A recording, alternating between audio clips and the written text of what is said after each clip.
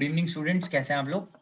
आज हम लोग फिजिक्स में क्लास 11th में वेव्स स्टार्ट करेंगे। तो आइए देखते हैं।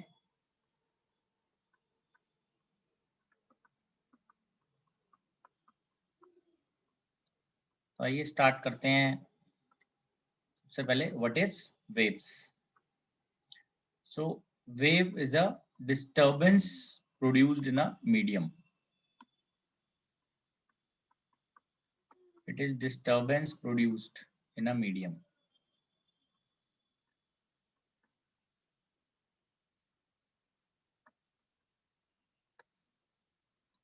तो वैसे जो वेव है उसके टाइप्स देखते हैं, कितने टाइप्स हैं। Type of wave. वेव जो है उसमें सबसे पहले जो है that is electromagnetic wave.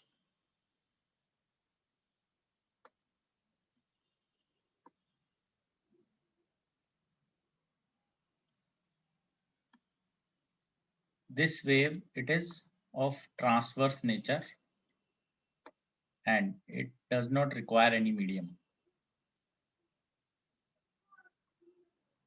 It is of transverse nature. It does not require any medium. इसको कोई मीडियम की जरूरत नहीं है, ये बिना मीडियम के मूव कर सकती है। जैसे सनलाइट है, वो सन से लेके अर्थ तक पहुंचती है, तो बीच में मीडियम नहीं है तो भी वो मूव करती है। तो it does not require any medium. इसका एग्जांपल हम ले सकते हैं। इसका जो एग्जांपल है that is light. Light is a type of electromagnetic wave. Second is mechanical wave.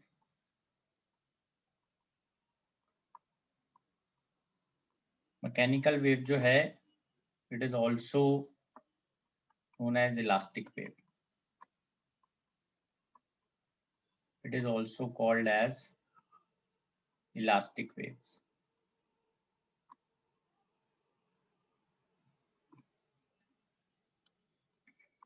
It requires medium to travel. Without medium move नहीं कर सकती है, ठीक है। Now, what is its example? Its example is sound waves. Sound is a type of mechanical wave.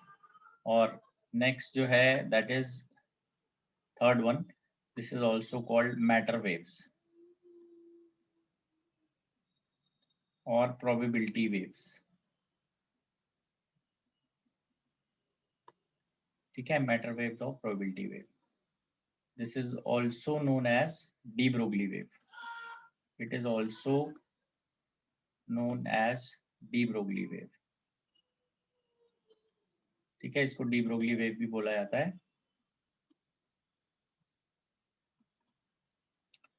तो ये जो है this is it is associated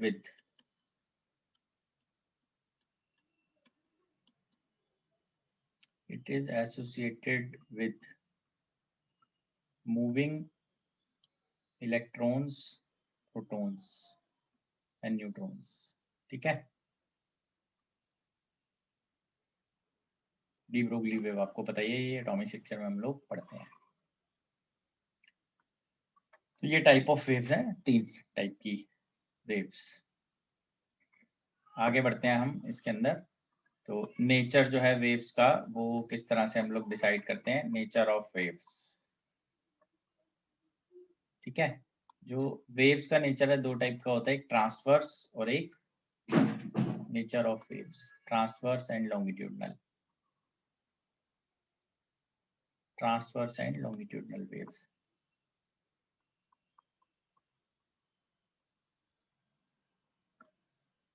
transverse waves and longitudinal waves.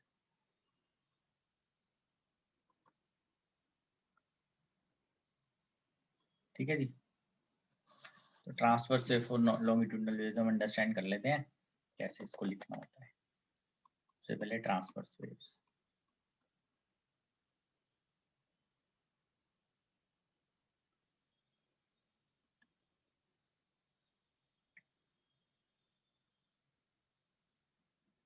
So in this particle oscillation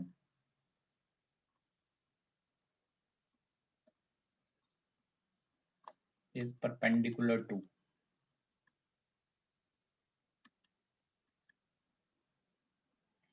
direction of motion of wave. जिधर wave जा रही है particle उसके perpendicularly oscillate कर रहा है, then it is called as transverse wave. इसको आप ऐसे अंडरस्टैंड कर पाएंगे.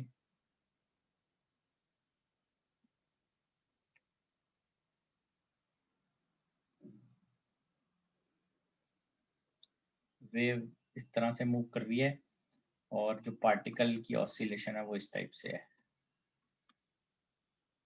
ठीक है जी. This is transverse nature. तो ट्रांसवर्स नेचर जो है उसके अंदर जो टॉपमोस्ट पॉइंट है that is called as crest और जो लोअर मोस्ट पॉइंट है that is called as trough. तो इसके अंदर इसको फिर से हम लोग ड्रॉ कर लेते हैं ऐसे. टॉप मोस्ट जो है that is known as crest और जो लोअर मोस्ट है that is known as trough. इसको बोलते हैं हम crest. This is known as trough. ठीक है जी. ट्रांसवर्स नेचर ये होता है इस तरह से. इसके बाद हम बात करते हैं लॉन्गिट्यूडनल नेचर की.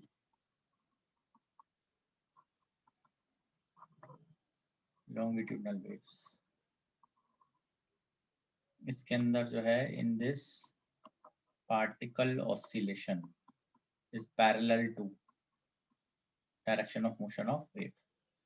This particle oscillation is parallel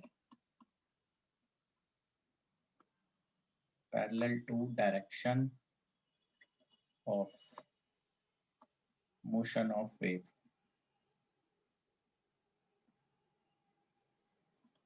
ठीक है जी. अच्छा, इसके अंदर हम किस तरह से इसको डिफाइन करेंगे. तो इसके अंदर जो है वो ऐसे देख लेते हैं.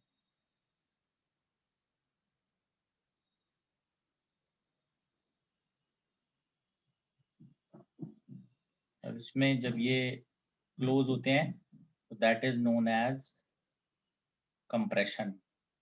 जब ये थोड़ा सा दूर रहते हैं तो that is known as rarefaction.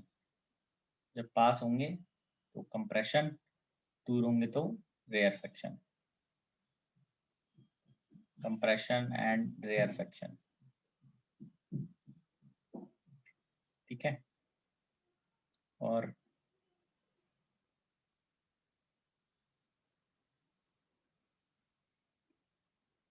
इस तरह से हम इसको डिफाइन करते हैं. This is known as rarefaction. Particles are far apart.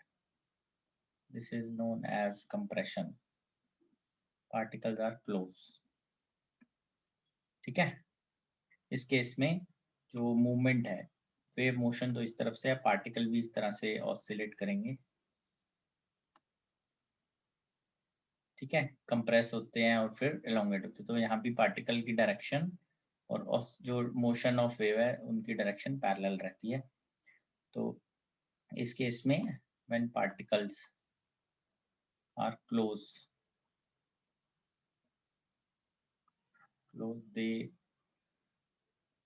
they form. When particles are close they form compression. When they are far they form rarefaction. ठीक है. जब थोड़ा दूर होंगे तो रेयरफेक्शन, जब पास होंगे तो कंप्रेशन. इस तरह से. ठीक है जी. आइए एक बार हम देखते हैं कि हम कैसे डिस्क्राइब करते हैं कुछ वेव्स को, किस तरह से हम सेग्रीगेट कर सकते हैं. ठीक है जी. आइए.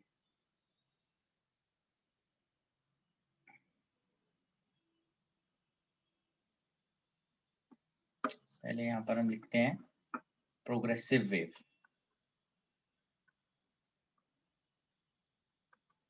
और ट्रैवलिंग वेव, प्रोग्रेसिव और ट्रैवलिंग वेव, ठीक है, progressive or traveling wave. So a wave is said to be progressive or traveling if it travels from one point to other. A wave is said to be progressive or traveling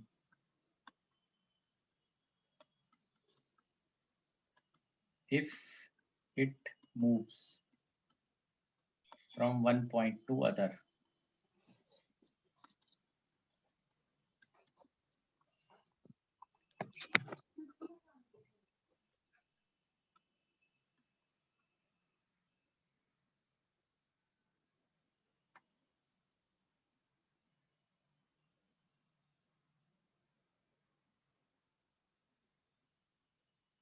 ठीक है जी, wave is said to be progressive or traveling if it moves from one point to other point.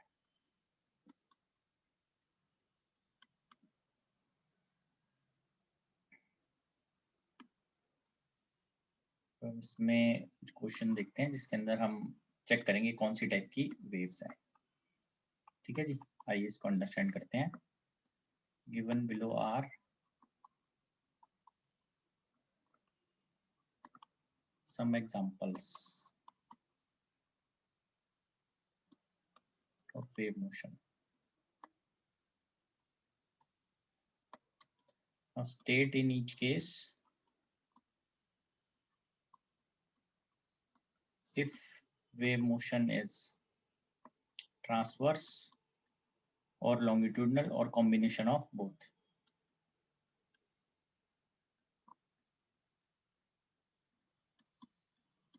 Longitudinal or combination of both.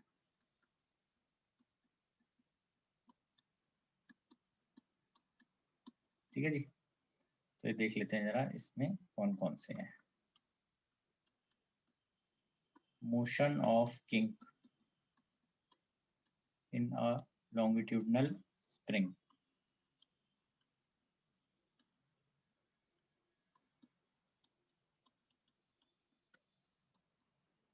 Produced by displacing one end of the spring sideways.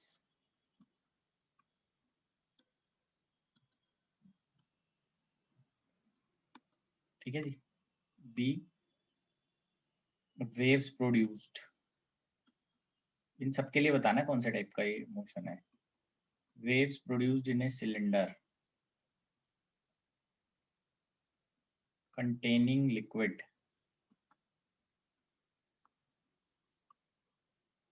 by moving its piston back and forth.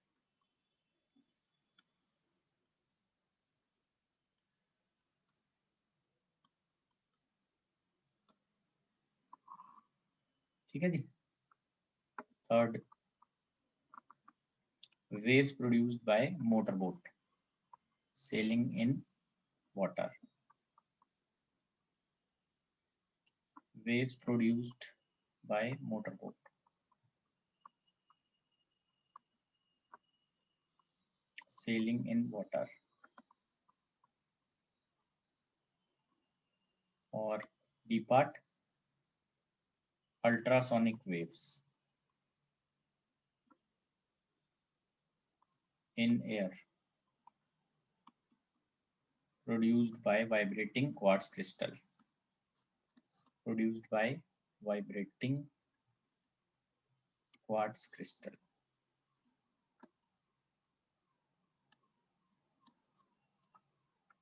ठीक है जी, आइए इसको understand करते हैं। जैसे first part है motion of kink in a longitudinal spring, तो it is a combination of both longitudinal and transverse. This is combination of transverse wave and longitudinal wave. ठीक है जी, अगर आप स्प्रिंग को उसकी लेंथ के अलोंग प्रेस करते हैं तो लॉन्गिट्यूडनल वेव्स प्रोड्यूस होती हैं। अगर आप साइड वेज करते हैं तो ट्रांसवर्स वेव्स प्रोड्यूस होती हैं। ठीक है, तो अब स्प्रिंग जो होता है उसके अंदर अगर आप साइड वेज कर देते हो उसको, तो वो दोनों टाइप की प्रोड्यूस करता है, बिकॉज वो कंप्रेस भी होगा साथ में। ठीक है ना, कंप्रेस भी तो होगा, तो जब भी कभी स्प्रिंग कंप्रेस होगा तो वो लॉन्गिट्यूडनल वेव तो देगा ही, और साइडवेज डिस्प्लेस करने से ट्रांसवर्स भी देगा, तो इस केस में दोनों आएंगी। बी पार्ट क्या है, waves produced in cylinder containing liquid by moving its piston back and forth. Back and forth means उसके मोशन के अलोंग, है ना, तो this is longitudinal.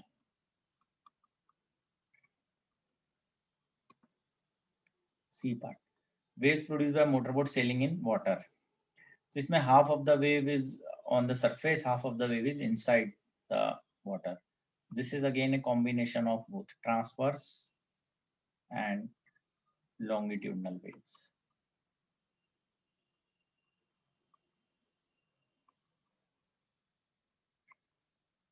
D part, ultrasonic waves in air produced by vibrating quartz crystal. This is again quartz crystal जो है that is sending longitudinal waves, क्योंकि ये vibrate करता है जब, तो ये डिस्प्लेस करता है एयर मॉलिक्यूल्स को, कंप्रेस करता है। इस तरह से ये हम टाइप्स बता सकते हैं। ठीक है जी, important thing is that waves can transfer energy and momentum. Energy and momentum, waves दोनों चीजें ट्रांसफर कर सकती है, एनर्जी भी और मोमेंटम भी। Waves can not transfer matter, ध्यान रखेंगे, waves can not transfer matter. ठीक है जी, इस तरह से देखते हैं इसको। आगे बढ़े, इसमें आगे बढ़ते हैं।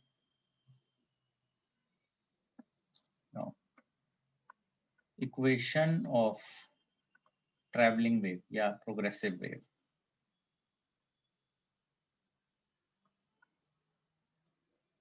For a function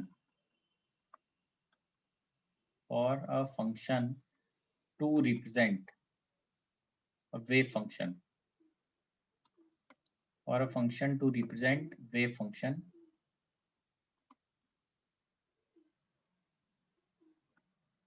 it should satisfy two criteria.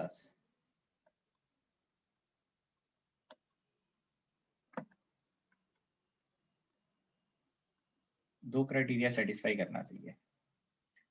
Number 1, it is of the form fx minus vt और fx plus vt। ठीक है, अगर इस फॉर्मेट में होगा तो this is right travelling wave, RTW, this is LTW, left travelling wave. ठीक है, और दूसरा, it should be continuous everywhere.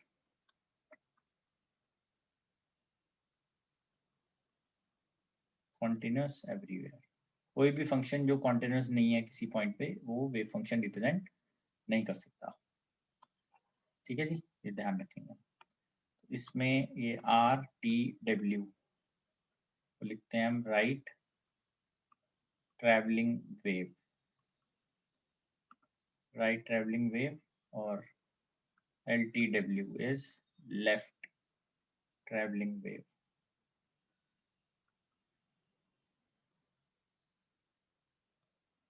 ठीक है, ये आ गया हमारे पास।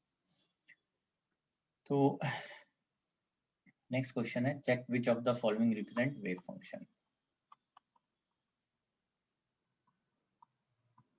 Check which of following represent wave function.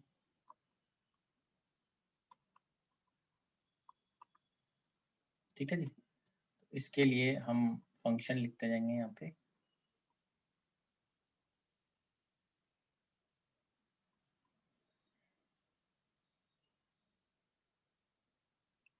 x - 2t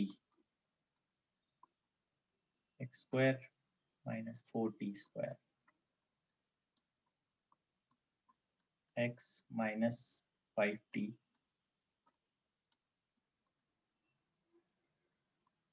1/x - 2t या कहते हैं फिफ्थ e की power x plus 9t log e x - t 7 sin x - 4t। ठीक है जी, ये आ गया हमारे पास। तो इसके अंदर हम इसका सॉल्यूशन कैसे लिखते हैं, देखिए।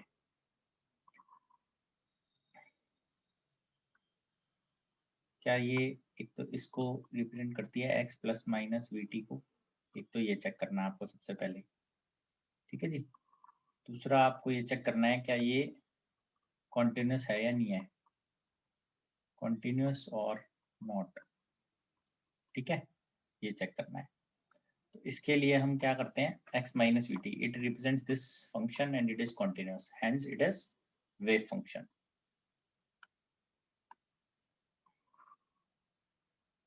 ये आप यहाँ लिख दीजिए वेव फंक्शन। ठीक है, तो फाइनली ये वेव फंक्शन को रिप्रेजेंट करती है। ये x plus minus V T को रिप्रेजेंट नहीं करती, बिकॉज इसमें x plus minus V T इकट्ठा होना चाहिए, अलग अलग स्क्वायर्स नहीं होने चाहिए। ये कॉन्टिन्यूस तो है, बट एक पे भी क्रॉस लग गया तो ये वेव फंक्शन पॉसिबल नहीं है। ये F X plus minus V T को रिप्रेजेंट करता है, बट ये कॉन्टिन्यूस नहीं होगा, क्योंकि जब x माइनस 5t नेगेटिव हो जाएगा for some value of x, तो ये कॉन्टिन्यूस नहीं रहेगा, तो it can not be wave function.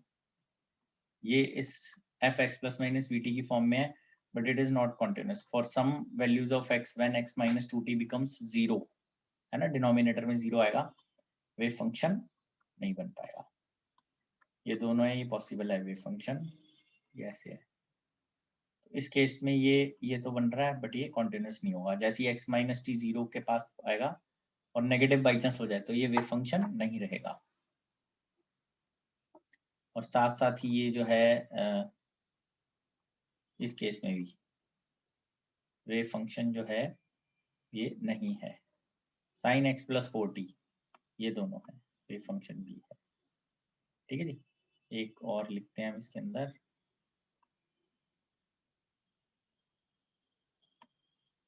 One upon one plus x minus 3t का square. This is of this type, F X plus minus V T की form में है और कॉन्टिन्यूस भी है और वेव फंक्शन भी होगा। ठीक है जी, ये आ गया हमारे पास।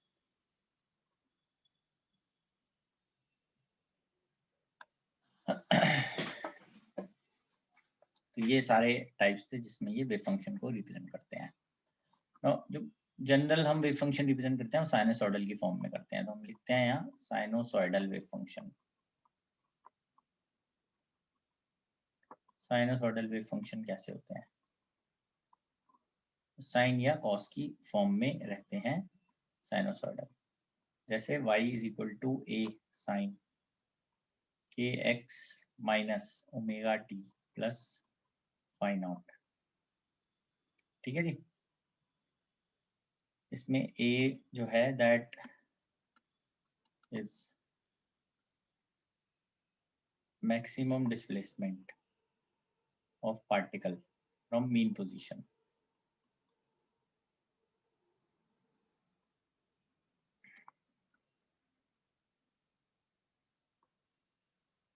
ठीक है जी, maximum displacement of particle from mean position. k is called as angular wave number।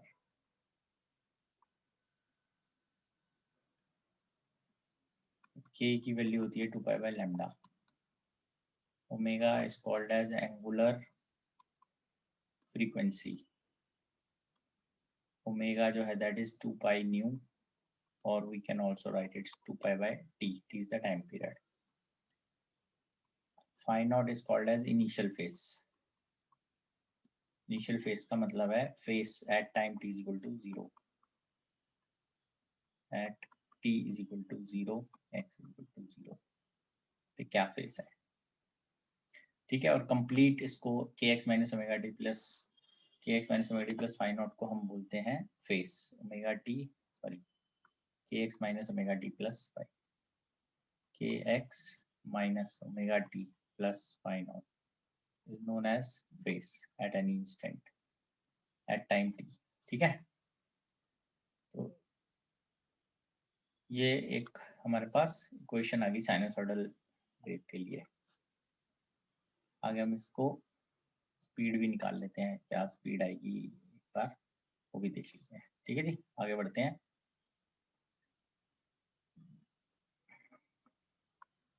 Speed of wave.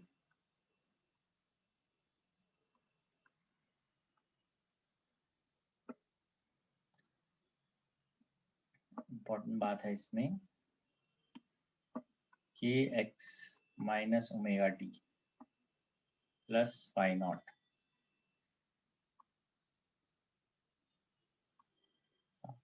This is equal to constant.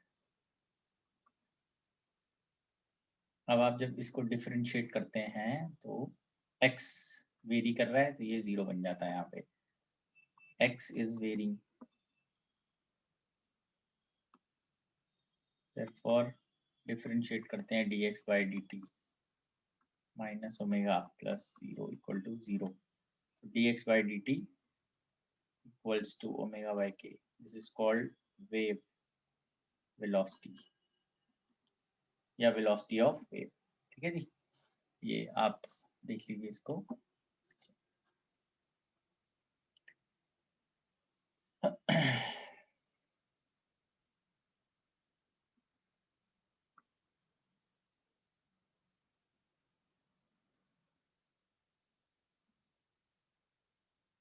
ठीक है जी, ये आ गया हमारे पास. This is velocity of wave. c is equal to velocity of wave. This is equal to omega by k. Angular frequency by angular wave number. इसको लिखते हैं 2 पाई न्यू, इसको हम लिखते हैं 2 pi by lambda new lambda. ठीक है जी.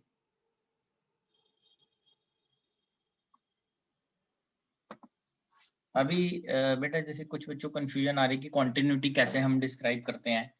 तो अभी के लिए अभी देखिए, जैसे स्क्वायर रूट में कुछ आ जाए, डिनोमिनेटर में कुछ आ जाए, लॉग के अंदर अगर आ जाए तो फिर वो कॉन्टिन्यूस नहीं होता. जैसे स्क्वायर के अंदर कोई टर्म आए तो किसी वैल्यू पे नेगेटिव हो सकता है, इसलिए वो कॉन्टिन्यूस नहीं है. लॉग के अंदर आएगा तो भी किसी न किसी वैल्यू पे लॉग के अंदर नेगेटिव आ जाए या 0 आ जाए, पॉसिबल नहीं होती वैल्यू फिर, है ना. अब जैसे ये डिनोमिनेटर में है, पर यहाँ 0 हो भी जाए x माइनस 3t, 1 प्लस 0 तो 1 ही रहेगा ना, तो ये कॉन्टिन्यूटी हम मेंटेन हो गई. ठीक है, ऐसे आपको ध्यान रखना है. आइए आगे बढ़ते हैं. इसमें ये आ गया हमारे पास स्पीड ऑफ वेव.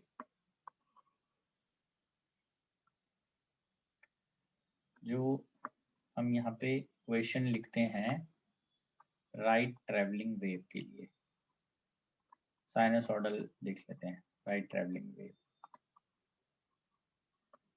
RTW. ठीक है जी, ये आप इस तरह से आप लिख सकते हैं y is equal to a sine kx minus omega T plus phi naught. ठीक है, और we can also write this as y is equal to a sin omega t minus kx. Basically x के साथ और t के साथ sign opposite होनी चाहिए, एक का प्लस है तो दूसरे का माइनस होना चाहिए. This is right travelling wave. ठीक है जी, ये राइट ट्रेवलिंग वेव है. इसी तरह से लेफ्ट ट्रेवलिंग वेव के लिए भी आप लिख सकते हैं.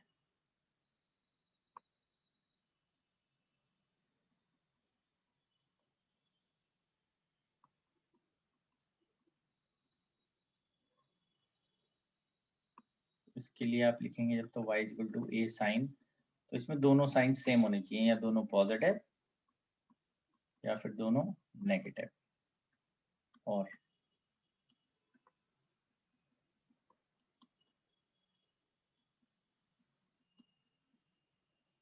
ठीक है जी, ये आ गया हमारे पास।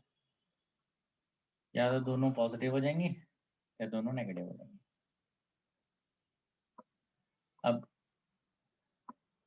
Let us find out velocity of particle. Remember पहले हमने बात की थी velocity of wave, speed of wave, velocity of particle in wave. Wave velocity और पार्टिकल वेलोसिटी आपस में 90 डिग्री पे होते हैं। तो कंसिडर करते हैं हम जो वेव को, consider this right travelling wave. जो आप वेव कंसिडर करोगे उस हिसाब से पार्टिकल की वेलोसिटी आएगी। तो अभी मैं ये कंसिडर कर रहा हूँ K x minus omega T plus phi naught. ठीक है, अब इसके अंदर जब हम इसको डिफरेंशिएट करेंगे, differentiate with respect to T, keeping X constant, X को कांस्टेंट करके इसको हम डिफरेंशिएट कर रहे हैं। Velocity of particle is dy by dt keeping x is equal to constant. This is a, sine का डेरिवेटिव आ जाएगा cos kx minus omega T plus phi naught. इसमें k तो कांस्टेंट होता है, x भी कांस्टेंट है, तो माइनस ओमेगा टी है तो माइनस ओमेगा बाहर आ जाएगा इसके अंदर। ठीक है जी, देयरफॉर ये हमारे पास वेलोसिटी आ गई पार्टिकल की इस पर्टिकुलर केस के लिए, a omega cos kx minus omega T plus phi naught.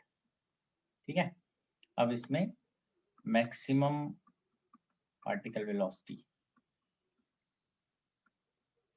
This is again a omega. ठीक है, फिर से डिफरेंशिएट करते हैं, differentiate again with respect to t कीपिंग x कांस्टेंट।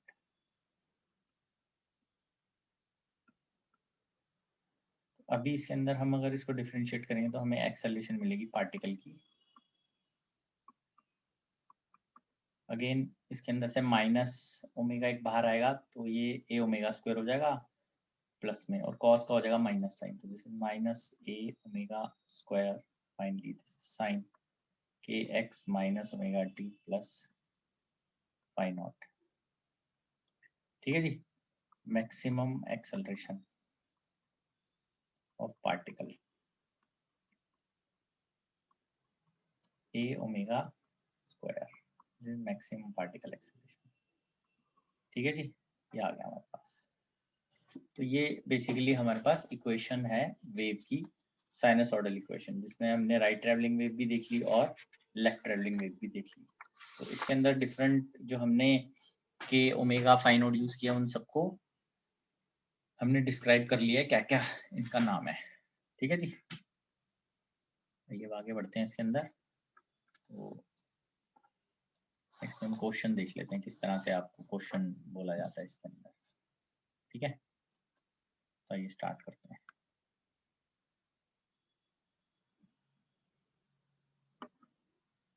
क्वेश्चन देखते हैं इसमें।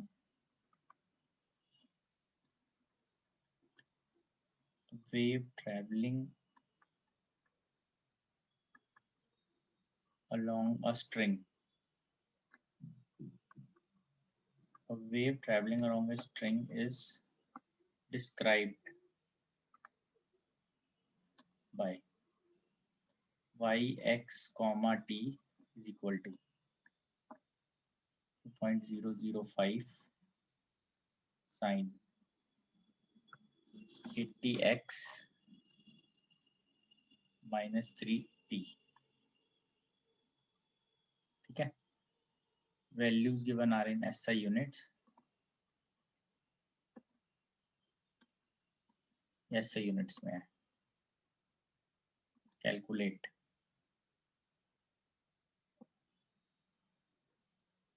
amplitude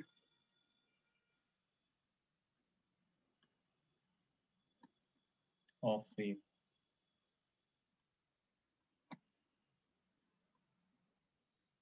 wavelength,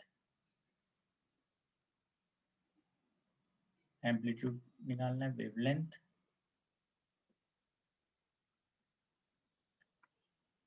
time period and frequency, time period of wave and frequency of wave.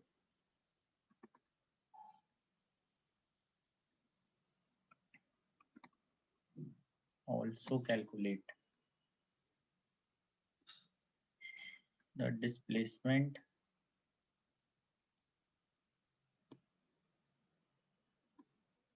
y of wave at distance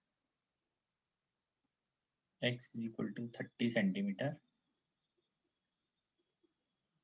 and time t is equal to 20 seconds. ठीक है जी, इसको आपको देखना है. क्वेश्चन में आपको एक क्वेश्चन भी गिवन है,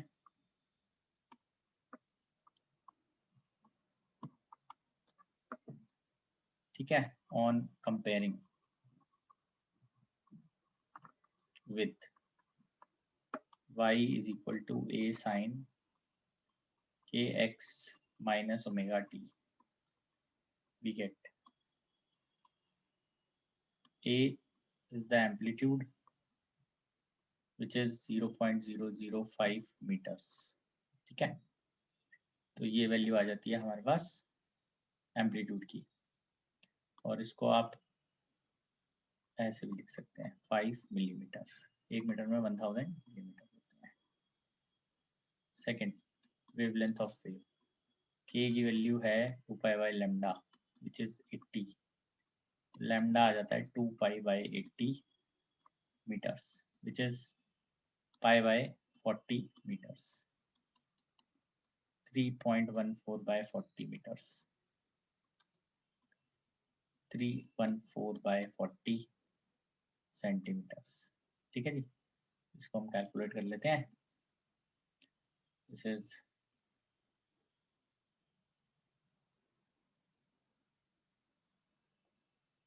अप्रोक्सीमेटली 7.85 सेंटीमीटर.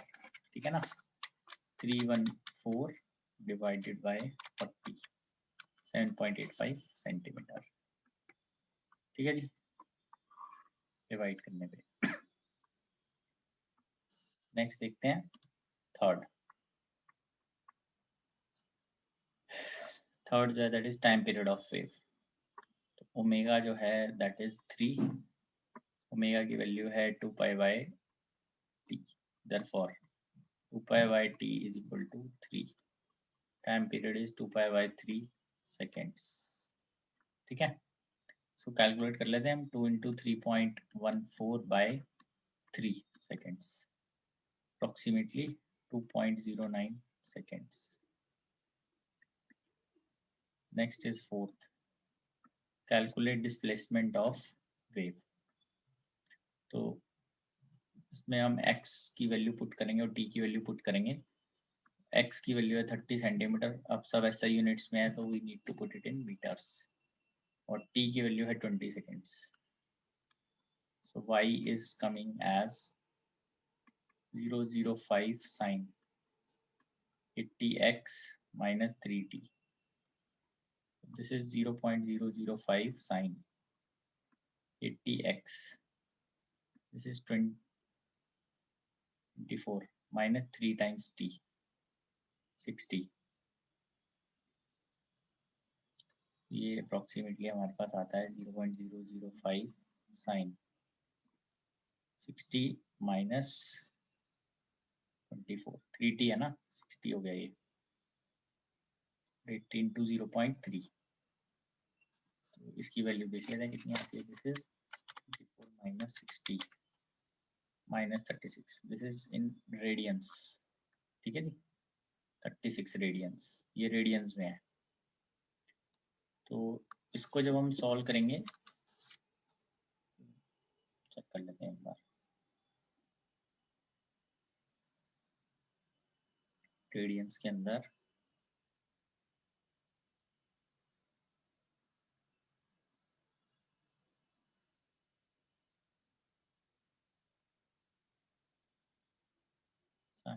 36, ये ऐसे बनेगा 0.005 माइनस साइन 36। तो कैलकुलेट करना पड़ेगा, बिना उसके ये नहीं मिल पाएगा, ठीक है ना। तो ये वैल्यू आ जाएगी 0.005 माइनस साइन 36 रेडियंस का आंसर है 0.991, ठीक है जी। तो ये आप कैलकुलेट कर लेते हैं इसको,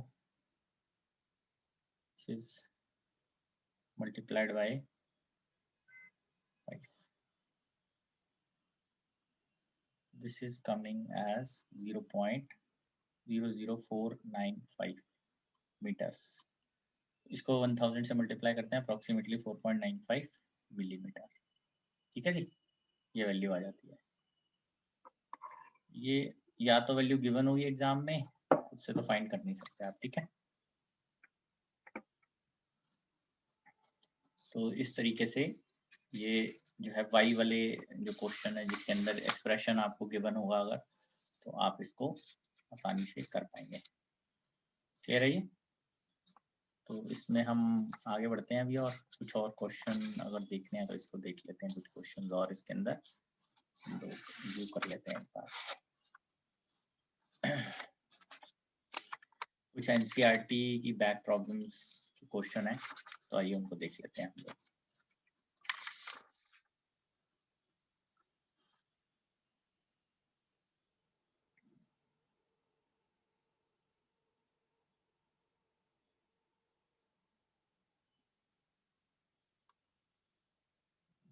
आइए देखते हैं इसको।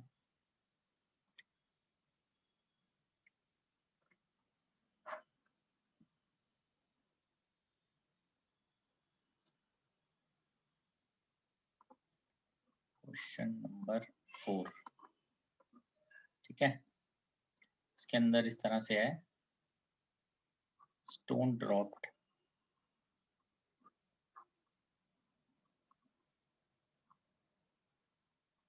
From top of tower, stone dropped from top of tower of height 300 meter splashes into water of a pond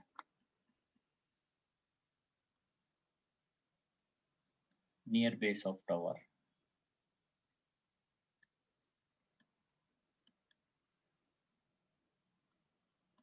Now when is the splash?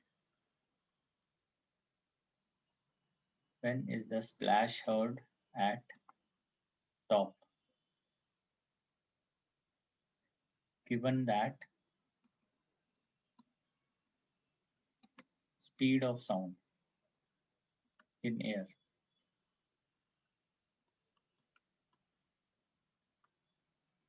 (340 meter per second).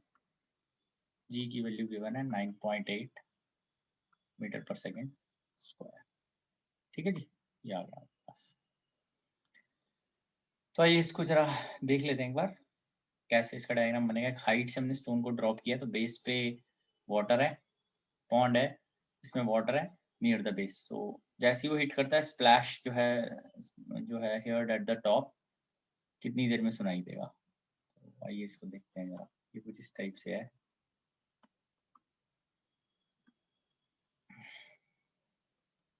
ये इस टाइप से चलेगा।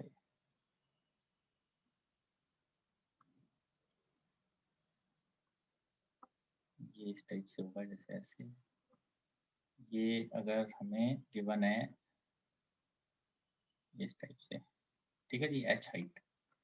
यहाँ से स्टोन इज ड्रॉप्ड, स्टोन इसको hit करेगा, after that sound ऊपर की तरफ जाएगी।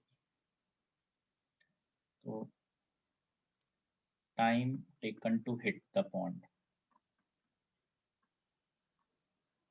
Bye stone to hit surface of water, this is equal to under root 2 h by g. ठीक है। उसके बाद आएगा T2, time taken by sound to reach top. This T2 will be equal to distance कितना है h by c। c here is speed of sound. ठीक है जी, total आ गया हमारे पास T1 plus T2। Therefore total time is T1 plus T2।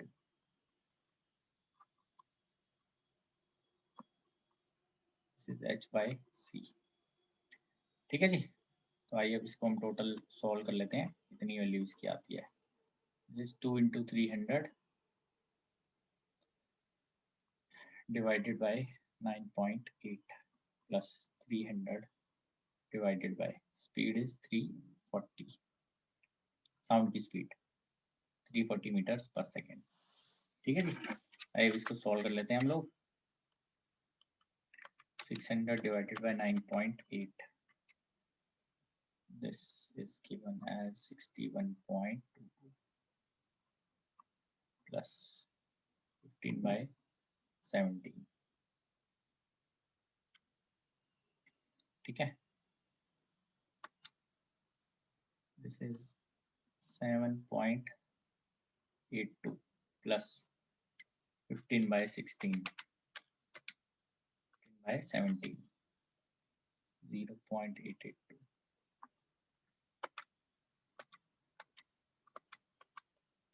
This comes as 8.7। कितना समय लगेगा उसको, क्लियर है। आपको जब भी ये टाइम बताना है तो ये स्टार्टिंग से बताना है, जब से हमने स्टोन को रिलीज किया है तब से नीचे तक आने में उसको कितना समय लगेगा, टॉप मोस्ट पॉइंट से नीचे तक आने में प्लस यहाँ से साउंड को ऊपर आने में कितना समय लगेगा। कितनी देर के बाद splash of sound is heard at the top just after dropping the stone. इस तरह से है क्वेश्चन। ठीक है जी, आइए नेक्स्ट क्वेश्चन पे हम लोग आते हैं, question number 5।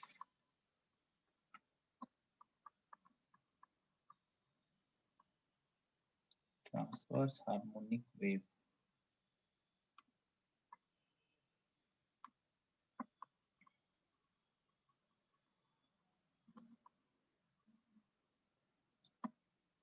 On a string is described by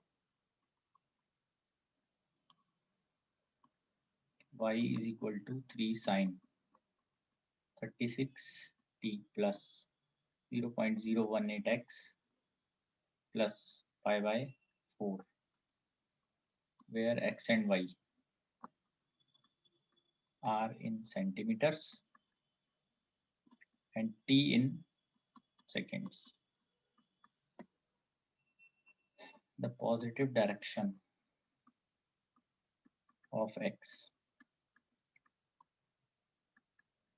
is from left to right.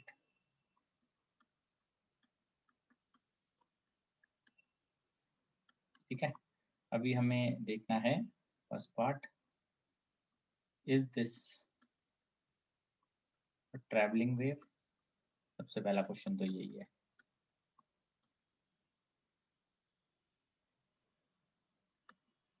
If yes, find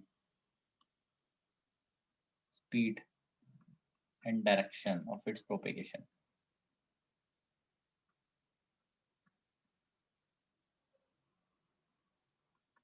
speed जो है उसकी क्या है और किस डायरेक्शन में प्रोपेगेट कर रही है, लेफ्ट में कर रही है नेगेटिव एक्सिस की तरफ या राइट में कर रही है। बी पार्ट मतलब सेकेंड पार्ट जो है that is what are its amplitude and frequency.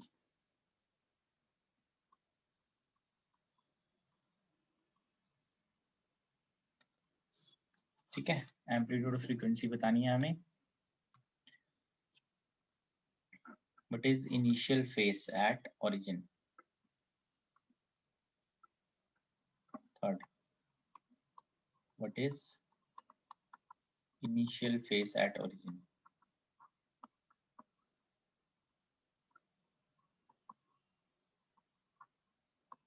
ठीक है जी। Fourth, what is least distance between two successive crest?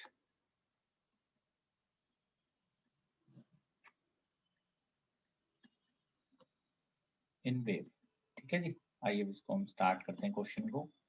देखिए क्वेश्चन तो क्लियर ही है, हमें क्वेश्चन दी हुई है y इक्वल टू 3 साइन इस तरह से, तो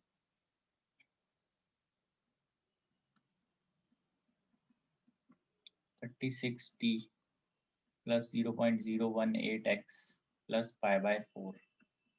ठीक है, फर्स्ट ये ट्रेवलिंग वेव है, इट इज ट्रेवलिंग वेव। ठीक है, it is in fact left travelling wave. Direction आपको क्लियर हो गई, प्रोपेगेशन की डायरेक्शन क्या है, left side. Speed c, it is omega by k। पहले हम इसको चेक कर लेते हैं, व्हाट इज ओमेगा। ओमेगा की वैल्यू आ जाती है 36 और k की वैल्यू आ जाती है 0.018। ठीक है, जो ओमेगा है वो तो पर सेकंड में आ जाएगा, 36 सेकंड इनवर्स। के जो है हमारा वो आएगा सेंटीमीटर पर सेंटीमीटर। के इज 0.018 सेंटीमीटर इनवर्स। ठीक है, तो स्पीड इज ओमेगा बाय के, दिस इज 36 बाय 0.018 सेंटीमीटर पर सेकंड। ये वैल्यू आ जाएगी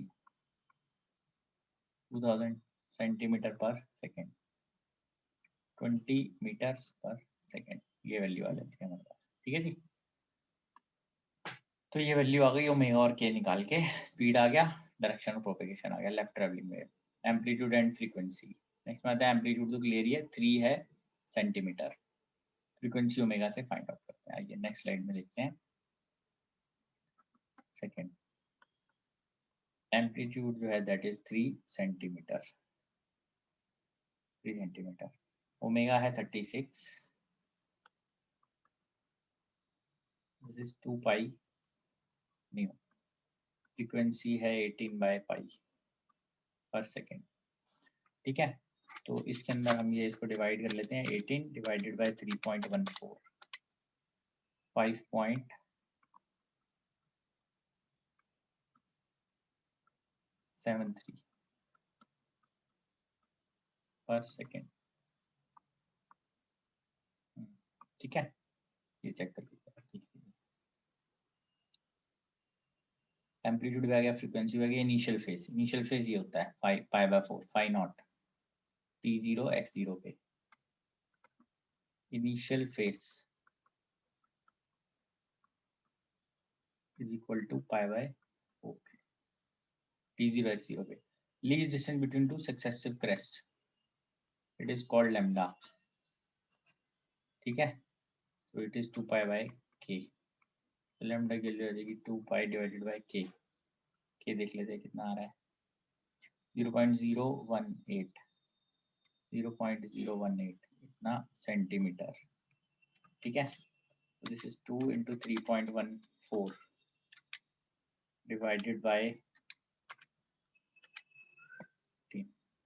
तो ये वैल्यू आती है 3 into 0.3488 सेंटीमीटर। तो इसके अंदर हम ये लिखते हैं 3.488 मीटर। ठीक है जी, तो ये फाइनल इसका सॉल्यूशन है, आप चेक कर सकते हैं। ठीक है बेटा, बस आज के लिए हम लोग इतना ही करते हैं, नेक्स्ट क्लास में इससे आगे बढ़ेंगे हम लोग। ठीक है।